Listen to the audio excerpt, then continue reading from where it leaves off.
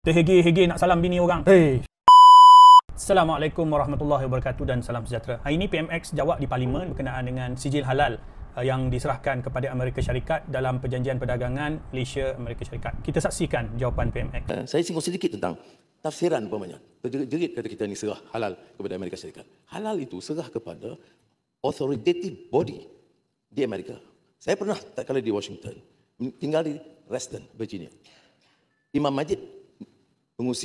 Masjid Adams Mosque. Pengurusi jawatan kuasanya Syekh Taha Jabir Al-Alwani, ulama usul fiqh terkemuka. Jadi bila dapat keterangan begitu, tak ada masalah. Ini apa yang kita terima Amerika punya halal. Dia tak ada authority. Yang ada authority pada badan Islam yang diiktiraf. Dan sebagainya, ulama lebih besar daripada ulama yang sibuk dengan Qunut Nazilah saja. Maki orang saja. Ini ulama seperti Syekh Taha Jabir Al-Alwani. Ya. Dalam jawapan PMX, dia sebut pensijilan tersebut bukan diserahkan kepada negara Amerika Syarikat tetapi kepada authoritative body di Amerika yang akan menguruskan pensijilan halal di sana. Dia bagi contoh ketika dia tinggal di Washington Adams Mosque, yang pengurusi jawatan kuasa masjid tersebut adalah Syekh Taha Jabir Al-Alwani, seorang pakar usul fiqh terkemuka. Jadi pada dia tak sepatutnya timbul isu, maknanya kalau JAKIM uruskan di sini dan institut ataupun masjid ataupun NGO seperti Adams Mosque ini menguruskan pun sama dari sudut kualitinya. Kat sinilah saya rasa hujah PMX ini tak kena dan merapu. Untuk pengetahuan, JAKIM adalah badan halal yang diiktiraf di seluruh dunia kerana sistem halal kita ni terbaik di dunia. Tak ada negara lain yang mempunyai pensijilan halal yang begitu tersusun dengan SOP-nya, dengan peraturannya, dengan dokumentasinya seperti Malaysia.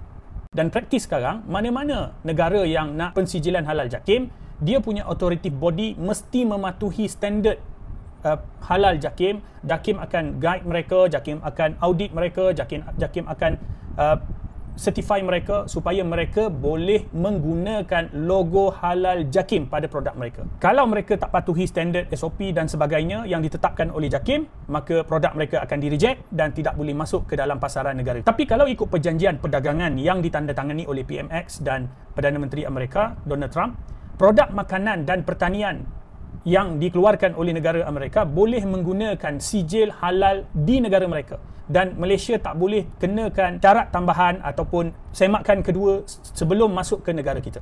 Maksudnya apa? Sebagai contoh, lepas ni kalau daging daripada Amerika Syarikat yang menggunakan logo sijil halal daripada mana-mana badan di Amerika Syarikat, sampai je ke pintu masuk negara kita, dia akan boleh terus masuk ke dalam pasaran negara kita, dibeli oleh rakyat Malaysia. Okey, ini adalah satu kerja gila. Sebab apa? Bagi mereka yang biasa tinggal di luar negara, kita tahu di luar daripada Malaysia, terutamanya negara-negara barat, mereka tidak ada satu badan yang menguruskan pensijilan halal seperti JAKIM di negara kita. Setiap badan, setiap masjid, setiap institut, mereka ada cara dan kaedah mereka. Contohnya di Washington, dia kata kaedah seperti sembelihan seperti ini adalah halal. Di Texas mungkin akan kata cara sembelihan tersebut tidak halal. Dan di California mungkin akan kata kedua-duanya halal atau kedua-duanya tidak halal. Dia tidak ada satu keseragaman, dia tidak ada SOP yang menguruskan keseluruhan sistem halal di sana. Dan Islamic Center ataupun masjid yang ada di negara mereka diuruskan oleh ataupun ditubuhkan oleh mereka yang ada background yang berbeza. Contoh Masjid Pakistan yang ditubuhkan oleh mereka yang berasal dari Pakistan. Mereka ada kaedah dan akan mengikut mazhab negara mereka. Kalau Masjid Turki sebagai contoh, yang diuruskan, yang ditubuhkan oleh orang dari Turki, yang berasal dari Turki, mereka mempunyai kaedah mereka sendiri untuk menguruskan pensijilan halal dan sebagainya. Mereka ikut mazhab mereka. Dan kalau kita nak tahu, di negara sana ada pelbagai mazhab dan ada juga mazhab-mazhab yang diharamkan dalam negara kita. Dan lagi teruk, kalau kita nak faham gambaran pemahaman Islam di Amerika ni, kat Amerika ada orang macam Aminah Wadud yang boleh jadi imam semayang berjemaah. Dan ada juga orang seperti Dai Abdullah, seorang imam.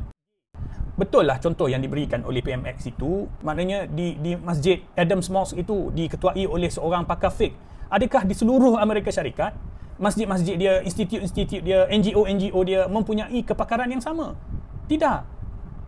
Bagaimana kita nak beri blanket approval kepada semua certification body dekat Amerika, sedangkan mereka mempunyai latar belakang yang berbeza? Sebab itulah perlunya sistem JAKIM ini dipertahankan. siapa pun di sebelah sana, masjid ke, Islamic Center ke, NGO ke, individu ke, universiti ke, mereka kena follow, ikut standard JAKIM. Patuhi semua SOP JAKIM. Dan JAKIM akan hantar pegawai kita untuk audit mereka, luluskan mereka dan akan sentiasa pantau mereka dari masa ke semasa. Barulah produk yang datang daripada sana dibenarkan guna logo JAKIM. Bukan logo mereka, logo JAKIM. Sebab kita tak nak confusekan rakyat Malaysia. Semua produk di Malaysia ni mesti ada logo JAKIM.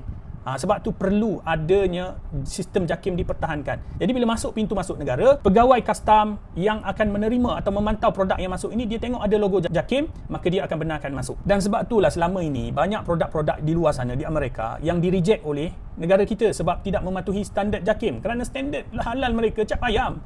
Dan Trump tahu benda ni, dan Trump tahu sijil halal kita ni lah menyebabkan produk-produk dia tak boleh nak masuk. Sebab itu dia tekan kita supaya kita terima sijil halal mereka yang cap ayam ini, supaya produk-produk dia boleh masuk ke dalam negara kita. Trump ni of course lah, dia bukan Islam, dia mana peduli tentang halal ke, sembelih tak sembelih ke. Jadi kita lah yang kena pertahankan sijil JAKIM kita, sijil yang terbaik di dunia. Dan kalau inilah kaedahnya, adakah lepas ni tiba-tiba France pula buat syarat macam tu? Nak perjanjian dagang dengan dia, kena remove JAKIM, kena guna sijil halal dia. UK pun buat macam tu kat kita, China pun buat macam tu kat kita. Akhirnya kita tutup je lah sijil halal JAKIM kita pakailah negara orang punya sijil halal. Oh ya, yang terakhir lah kepada PMX, bab Ustaz Kunut Nazilah ni, saya nak sebut lah, lebih baik Ustaz kan yang membaca Kunut Nazilah daripada pemimpin yang selamba badak je bini orang ke atas pentas antarabangsa. Buat malu negara kita je sebagai negara Islam. Orang tengok tahu, terhege-hege nak salam bini orang.